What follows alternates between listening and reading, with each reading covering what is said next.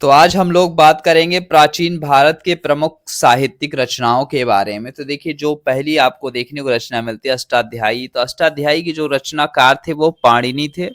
और ये जो रचना है साथियों, ये व्याकरण ग्रंथ से संबंधित है। वहीं जो दूसरी आती है वो है मुद्रा राक्षस, और इसके रचनाकार थे विशाख दत्त। मौर्य काल के बारे में पर्याप्त जानकारी आपको देखने को मिल जाती है। लेकिन देखिए, मुद्रा राक्षस के बारे में एक चीज कहा जाता है कि ये लगभग मौर्य काल से 1000 वर्ष बाद लिखी गई है, और ये नाटक की किताब रही है। और अगली जो किताब आती है वो है महाभाष्य, जो अष्टाध्यायी पे टीका लिखी गई थी। और महाभाष्य के रचनाकार हैं पतंजलि। इन्होंने पुष्यमित सुंग के विषय में जानकारी दी है इस बुक के माध्यम से। और साथ ही साथ जो अगली किताब है वो है कथा सरिस सागर, और इसके रचनाकार हैं सोमदेव। मौर्य काल के विषय में इसमें भी आपको जानकारी देखने को मिल जाती है। और अगली जो किताब है वो है बृहत कथा मंजरी, और इसके रचनाकार रहे हैं क्षेमेंद्र। इसमें भी मौर्य काल से संबंधित ही जानकारी आपको मिलती है। और जो अगली किताब है वो है अर्थशास्त्र। बुक का नाम अर्थशास्त्र है, लेकिन इसका जो विषय है वो राजनीति से संबंधित है। और खास बात है कि इसके जो रचनाकार हैं वो है चंद्रगुप्त मौर्य के ही प्रधानमंत्री कौटिल्य। और मौर्य काल के बारे में इसमें आपको पर्याप्त जानकारी मिल जाएगी, लेकिन इसमें किसी राजा का उल्लेख नहीं मिलेगा। इसमें मौर्य प्रशासन के बारे में मिलेगा कि जो पूरा का पूरा एडमिनिस्ट्रेटिव सिस्टम कैसे बनाया गया था, वो सारी चीजें आपको अर्थशास्त्र में देखने को मिल जाती है।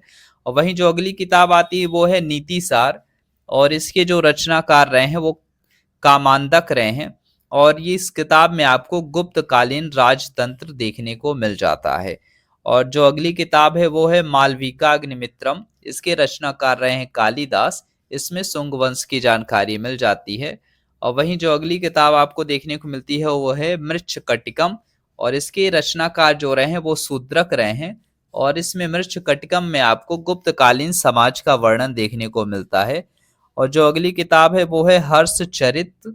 हर्षचरित्र के जो रचनाकार रहे हैं वो रहे हैं बाण भट्ट। इसमें हर्ष की उपलब्धियों का वर्णन आपको देखने को मिलता है। और जो अगला है वो है रामचरित। देखिए, रामचरित है और इसके रचनाकार जो हैं वो संध्याकर नंदी हैं।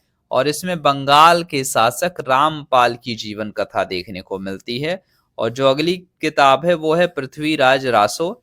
इसके जो रचनाकार हैं वो हैं चंद बरदाई। और ये पृथ्वीराज चौहान की उपलब्धियों का वर्णन करती है ये किताब पृथ्वीराज रासो। और नेक्स्ट आ जाता है राजत रंगिणी। राजत रंगिणी के जो रचनाकार हैं वो कल्हड़ हैं। और इसमें कश्मीर के राजवंशों की क्रमबद्ध जानकारी देखने को मिल जाती है। वहीं बात करते हैं अन्य साहित्यिक और साहित्यकार के बारे में, तो एक जो किताब सबसे ज्यादा बहुत प्रचलित रही है हमारे समाज में वो रही है हितोपदेश। और हितोपदेश के जो साहित्यकार रहे हैं, रचनाकार रहे हैं, वो है नारायण पंडित। और एक जो बहुत ज्यादा एक और प्रचलित रही है वो है पंचतंत्र। पंचतंत्र की कहानियां आपने पढ़ी होंगी जरूर। तो इसके रचनाकार रहे हैं विष्णु शर्मा। और नेक्स्ट आता है जो, तो वो है शिशुपाल वध। शिशुपाल वध के रचनाकार हैं माघ। और अगली जो रचना आती है वो है स्वप्न वासव दत्ता, और इसके रचनाकार रहे हैं भास। और जो ये तीन रचनाएं आपको बहुत ज्यादा देखने को मिलती है, ये जो है कर्पूर मंजरी, काव्य मीमांसा, भुवन कोश, इसके रचनाकार रहे हैं राजशेखर।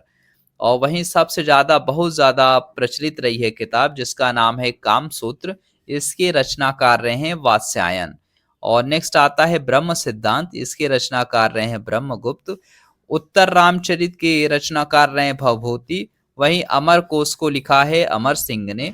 और कालिदास की अगर रचनाओं की बात किया जाए तो इसमें आपको देखने को मिलेगा मेघदूतम, ऋतु संहार, रघुवंश, अभिज्ञान शाकुंतलम। तो ये कालिदास की रचनाएं रही हैं।